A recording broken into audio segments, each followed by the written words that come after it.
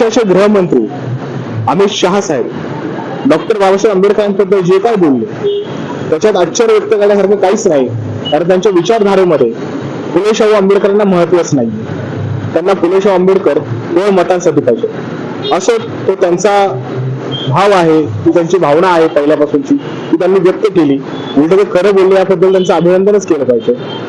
मी थांबलो होतो ते रामदास आठवले यांच्या स्टेटमेंटसाठी आणि अखेर रामदास आठवले यांचं स्टेटमेंट आलं.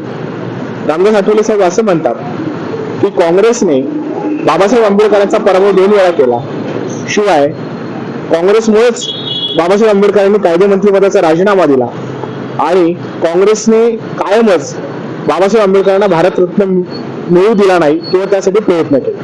अशा प्रकारचं एकूण त्यांचं वक्तव्य आहे आणि त्यांनी अमित शहा साहेबांची पाठराखण केली. अर्थात रामदास आठवले साहेबांचं अभिनंदन, त्यांनी त्यांचं काम चोखपणे बजावलं. ज्यासाठी त्यांना मंत्रिपद दिलं गेलं आहे की भाजपच्या बाजूने उभं राहा, भाजपने काही केलं नाही.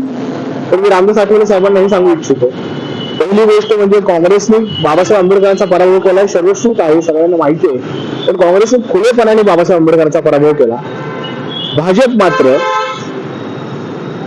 चुकीच्या पद्धतीने लोकांच्या डोळ्यामध्ये धूळ टाकून आंबेडकरांच्या विचारांचाच खून करत आहे.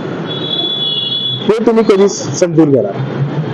आंबेडकरांच्या विचारांचा, त्यांच्या दृष्टिकोनाचा खून भाजप करत आहे आणि मी खून हा शब्द जाणीवपूर्वक वापरत आहे. दुसरी गोष्ट म्हणजे बाबासाहेब आंबेडकरांना भारतरत्न कधी दिला.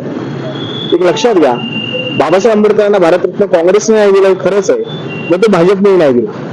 बाबासाहेब आंबेडकरांना भारतरत्न मिळाला तो व्ही पी सिंग यांच्या सरकारच्या काळात, जनता दलाचं सरकार असताना. ते सरकार होतं भाजपच्या पाठिंब्यावर आणि ज्या व्ही पी सिंगांनी बाबासाहेब आंबेडकरांना भारतरत्न दिला, ज्या व्ही पी सिंगांनी ओबीसींना आरक्षण दिलं, त्याच व्ही पी सिंगांचं सरकार भाजपने पाडलं. आता ते सरकार का पाडलं याचं उत्तर भाजपने द्यावं. अर्थात अमित शहा असतील किंवा रामदास आठवले असतील, ते आंबेडकरांबद्दल काही बोलले किंवा त्यांच्याबद्दलची मतं असली तरी आंबेडकरांना काही फरक पडत नाही. या देशातील प्रत्येक तरुणासाठी आंबेडकर हे कायमच प्रेरणादायी ठरले. त्यामुळे हे असे बाजार बुणगे काही बोलले तरी त्यांनी काही फरक पडत नाही. जय महाराष्ट्र.